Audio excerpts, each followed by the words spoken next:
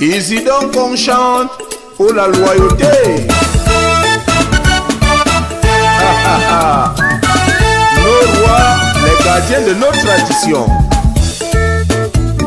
Chez nous au Cameroun, dans la région de l'Ouest, en pays Bamileke, dans chaque village aujourd'hui appelé royaume ou encore groupement, nous avons les rois choisis par nos ancêtres comme gardiens des traditions.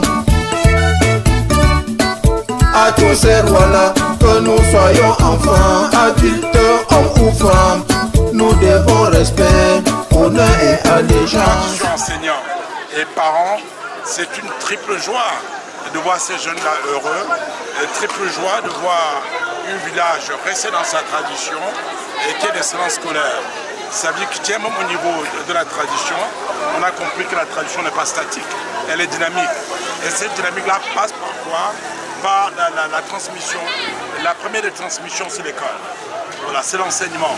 Et vraiment, c'est une joie de voir ces jeunes-là heureux, de voir tous les notables, tous les élites Balungu ici présents, de voir tous les autorités administratives qui sont déplacées malgré la pluie.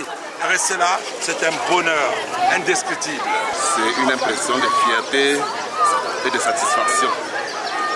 Comme vous le savez, pour les examens officiels 2023 qui viennent de s'achever, le lycée de Balungu a enregistré, je l'ai déjà dit, 100% au baccalauréat ESG, 89% au BEPC et 41% au probatoire. Lorsqu'on compare ce pourcentage à la moyenne nationale et régionale, il y a lieu de s'en féliciter. C'est ce que l'élite Balungu, qui précède la fondation Sona Etienne, a voulu célébrer aujourd'hui, c'est-à-dire l'excellence scolaire. Et comme je l'ai dit à l'entame de mes propos, je suis entièrement satisfait de la qualité de l'événement que nous venons de vivre. Parce que quand je vois le volume des prix, c'est-à-dire la cagnotte octroyée à chacun des récipiendaires, des lauréats, il y a de quoi dire grandement merci à ces élites. Et comme je l'ai dit, ces élites qui précèdent la fondation Sona Etienne, qui a procédé à un événement similaire en date du 10 juin dernier. Le secret de réussite, premièrement, c'est d'encadrer les enseignants. Parce que quand on laisse un enfant à un mauvais berceur, l'enfant-là mange le caca. Si nous avons la réussite à Balungu, c'est parce que nous avons d'abord les bons enseignants, les meilleurs enseignants, des enseignants qui méritent. Avec un proviseur qui connaît que le berger doit rester derrière, il ne reste pas devant. De ce faire vraiment, pour moi, je prierai le Seigneur Tout-Puissant de mettre la main sur tous ces enseignements parce qu'il est donné plus de la santé. Parce qu'un corps malade ne peut rien faire. Moi, je suis d'abord très ravi par rapport à cette année, parce que le succès que j'ai eu cette année, je ne l'ai jamais eu. Je suis très fière de la voir. J'exprime ainsi ma satisfaction. Et je prie le Dieu Tout-Puissant de rendre au centuple, aux élites, à toute la communauté d'organisation, enfin, pour que l'année prochaine, que ça soit plus grandiose que ça. Nous les remercions grandement. Les impressions sont très bonnes pour cette organisation et surtout l'édition de l'année 2023. Je dis merci de grâce à nos ancêtres, aux élites, aux différents organisateurs, à tous ceux qui ont contribué pour la réussite de cette fête, à monsieur le sous-préfet de Bam, qui a bien bougé au point de sa présence cette cérémonie. Merci aux erreurs récipiendaires pour les efforts qui confectionnent pour rayonner l'éclat de notre village. Je sais que parmi les équipes, je vous remercie. Merci déjà de l'occasion qu'on me donnait, n'est-ce pas, de m'exprimer à l'issue, n'est-ce pas, de cet événement que je qualifie d'un coup d'essai, un coup de maître.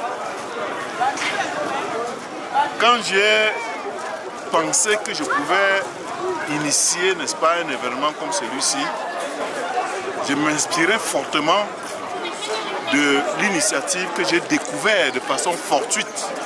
Parce que je dois dire qu'il y a 2 ans, j'étais au village pour un deuil et ça se trouvait que le même samedi, la fondation Sona était en train de primer les enfants.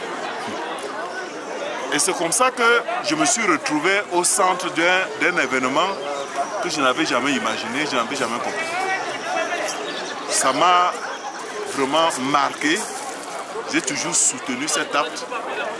Et 1 an après, je me suis dit, ben, pourquoi est-ce que la fondation Sona doit venir au village organiser un événement comme celui-là, pendant que nous, les élites, nous sommes en train de dormir. Donc l'événement que nous organisons aujourd'hui, c'est quelque chose qui, initialement, M. Sona, qui est ici présent pour vous le dire, je me suis dit, on va fusionner son événement de cette année avec ce que je suis en train de faire, qu'on puisse en faire un seul. Mais il se trouve que lui, il était déjà très avancé dans son événement. J'ai dit, ok, je vais quand même parallèlement faire un truc, mais en m'inspirant énormément, et vraiment, je vais vous dire, je me suis inspiré beaucoup de l'organisation de son événement. Il m'a beaucoup conseillé. Il m'a été d'un secours assez précieux pour que je puisse faire ce que nous sommes en train de découvrir aujourd'hui.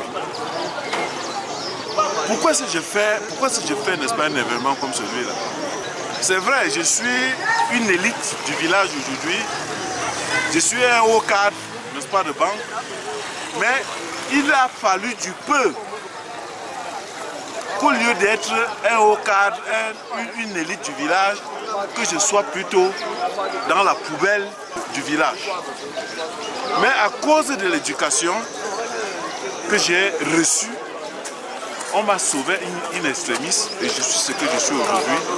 Et je crois à l'investissement sur la jeunesse. Parce que quand on investit sur eux aujourd'hui, ce sont eux, comme on dit très souvent, de façon triviale, le fer de lance de demain. Donc tout ce qui touche à l'éducation des enfants, j'y suis très sensible. Et c'est pour ça que la Fondation Sona, avec la présence de M. Sona ici, peut vous le dire, j'ai toujours, vraiment, avec le peu de moyens que j'ai, parce que d'autres vont croire que c'est peut-être parce que j'ai beaucoup d'argent. Non, vraiment, je n'en ai pratiquement pas. Je suis d'ailleurs en retraite, je vis avec ma pauvre pension. Et je dis, même avec peu, on peut bien faire pour autant qu'on soit transparent, n'est-ce pas? Qu'on soit transparent, qu'on ait la probité. Et puis je crois que c'est ça, je suis en train de bénéficier, n'est-ce pas, de cette probité-là. Le village me fait confiance et ils ont dit, ok, après tout ce qui s'est passé dans le passé, plus ou moins reluisant, ils peuvent réessayer avec quelqu'un, comme je le dis très souvent, je suis une feuille blanche. Je suis une feuille blanche où chacun doit écrire son histoire. Mais une chose qui est sûre, c'est que les gens peuvent me faire confiance sur le plan de la probité. Je ne peux pas organiser un truc comme ça dans le but de vouloir détourner ou bien de vouloir gagner. Non. C'est notre travail de nous investir pour aider cette jeunesse à grandir. Pour que demain, qu'ils puissent constituer les élites, n'est-ce pas, de Baloundou. D'accord. Voilà. Oui, mon père, on a vu, c'est une première. Est-ce qu'il y aura une deuxième, une troisième? Si oui. Une première, une deuxième, une troisième. Mon vœu le plus ardent, comme je l'ai dit dans mon discours, si vous l'avez suivi, c'est de pouvoir institutionnaliser cet événement-là. cet événement doit se passer tous les ans. Inch'Allah, comme disent les musulmans, s'il plaît à Dieu. Je voudrais que cet événement puisse se perpétuer et que tous les ans, au mois d'août, dans la semaine du 15 août, on essaie d'organiser un événement comme celui-ci. Chez moi à Balungu, que l'on soit du nord, du sud, de l'est ou de l'ouest, musulmans, chrétiens, anglophones ou francophones, on trouve l'hospitalité grâce au dynamisme de notre roi, Majesté Washenobé, le 14e roi de la dynastie Fumpanjo. La chefferie Balungu est l'une des plus anciennes chefferies Bamileke.